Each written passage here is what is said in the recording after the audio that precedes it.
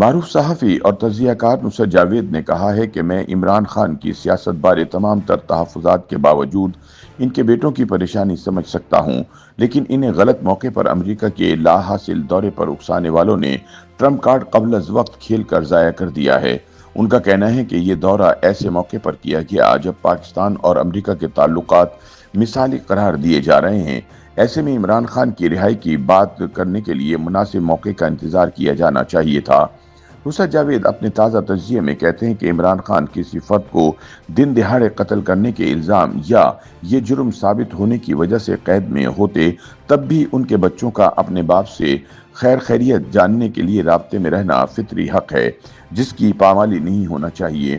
لیکن عمران خان کی بہن علیمہ خان یہ دعویٰ کرتی ہیں کہ عدالتی احکامات کے باوجود عمران خان کو اپنے بچوں سے ٹیلی فون پر رابطے کی سہولت فراہم نہیں کی جا رہی۔ علیمہ کو بھی عموماً اپنے بھائی سے ملاقات کرنے نہیں دی جا رہی۔ لیکن اگر یہ دعوے درست ہیں، تب بھی عمران کے بیٹوں کو امریکہ جانے سے پہلے پاکستان آنا چاہیے تھا۔ ان کا کیس تب مضبوط ہوتا جب وہ پاکستان آتے، لیکن انہیں اپنے قیدی باپ سے ملنے کی اجازت نہ ملتی۔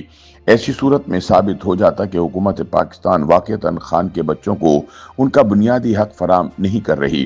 لیکن نصرت جاوید کہتے ہیں کہ حق دعویٰ کے ٹھوس اظہار کے بغیر عمران خان کے دونوں فرزند حکومت پاکستان پر دباؤ بڑھانے امریکہ پہنچ گئے۔ قاسم اور سلیمان خان کا اپنے حق کے حصول کے لیے امریکہ سے مدد لینے کا فیصلہ اپنے تئیں حیران کن تھا، کیونکہ ان کے والد محترم نے تو امریکہ پر سائفر سازش کا الزام عائد کرتے ہوئے اس کے خلاف ایبسلیوٹلی ناٹ کا نعرہ بلند کیا تھا۔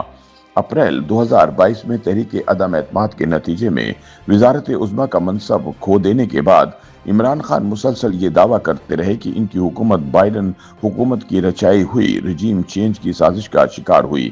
سیاست میں داخل ہونے کے چند سال بعد وہ امریکہ کے پاکستان اور افغانستان پر ڈرون حملوں کے سخت مخالف رہے۔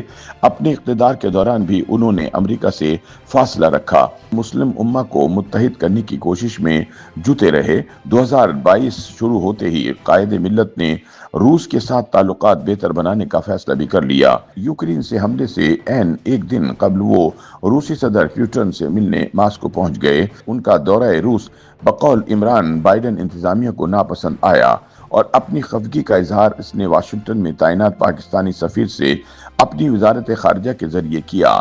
پاکستانی سفیر نے اس مبینہ خفگی کو ایک سائفر کی صورت میں بیان کر دیا۔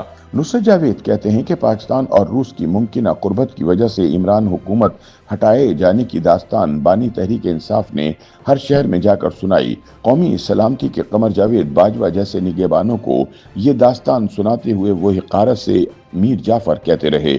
ان کے بیانات نے سادہ لو پاکستانیوں کی اکثریت کو اس گمان میں مبتلا کر دیا کہ بالآخر ایک طویل عرصے کے بعد ان کے خطے سے دنیا کی واحد سپر طاقت کہلاتے ملک کو ایبسلیوٹلی ناٹ کہنے والا نڈر رہنما مل گیا ہے۔ چنانچہ جس ملک سے مزاحمت کرنے کے نام پر عمران ہیرو بنے، اسی ملک سے پاکستانی حکام پر دباؤ ڈلوانے کے لیے ان کے بچوں کا امریکہ جانا ایک حیران کن فیصلہ ہے، اور وہ بھی ایک ایسے وقت میں جب امریکہ اور پاکستان کے تعلقات کو مثالی قرار دیا جا رہا ہے۔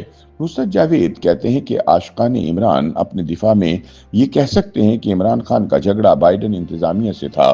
ٹرمپ سے تو وہ اس کے سابقہ دور صدارت میں وائٹ ہاؤس جا کر ملاقات کر چکے تھے۔ وہ یہ دعویٰ بھی کر چکے ہیں کہ بطور وزیر اعظم عمران خان سے ملاقات کے دوران ٹرمپ ان کی شخصیت سے بہت متاثر ہوئے تھے، اس لیے ان کا دل جیتنے کے لیے ٹرمپ نے یہ پیشکش بھی کر دی کہ وہ بھارت کے ساتھ مسئلہ کشمیر کا حل ڈھونڈنے کے لیے ثالث کا کردار ادا کرنا چاہتے ہیں۔ لیکن سادہ لفظوں میں عمران کے بیٹوں نے اپنے باپ کی طرح ایک بڑا یو ٹرن لیا اور ایبسلیوٹلی ناٹ کے نعرے کو وہیں گھسا دیا جہاں سے وہ بلند ہوا تھا۔ نصرت جاوید کہتے ہیں کہ قاسم اور سلیمان کے دورے امریکہ کا کلیدی مقصد اپنے والد کے امریکی دوست ٹرمپ تک رسائی کے بعد ان سے یہ درخواست کرنا تھا کہ وہ حکومت پاکستان پر ان کے ابو کی رہائی اور اس سے بہتر رویہ اپنانے کے لیے دباؤ ڈالیں۔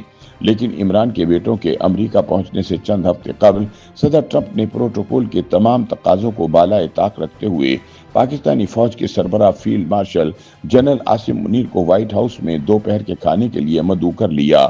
اسی ملاقات کے حوالے سے کہیں یہ خبر نہیں آئی کہ اس کے دوران امریکی صدر نے عمران خان کی قید کا ذکر کیا ہو، لیکن اس تاریخی ملاقات کے باوجود کسی سیانے کے مشورے پر بانی تحریک انصاف کے دونوں فرزند امریکہ پہنچ گئے۔ وہاں انہوں نے امریکی دارالحکومت واشنگٹن کی بجائے اپنا زیادہ وقت کیلیفورنیا ریاست میں صرف کیا۔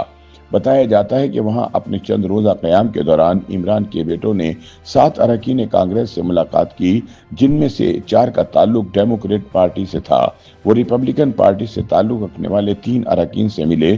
یہ تینوں ٹویٹر پر عمران کی رہائی کا مطالبہ کرتے رہے۔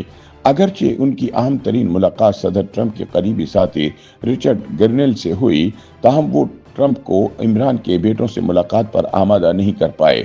پروفیسر جاوید کہتے ہیں کہ میں رچرڈ گرنیل کے علاوہ کسی اور ایسے شخص کی نشاندہی میں ناکام رہا ہوں جسے ٹرمپ کا قریبی قرار دیا جا سکتا ہے، لہٰذا یہ کہا جائے تو بیجا نہ ہوگا کہ عمران خان کے بیٹوں نے دورے امریکہ کے لیے نہایت غلط وقت کا انتخاب کیا اور ٹرمپ کارڈ قبل از وقت کھیل کر ضائع کر دیا۔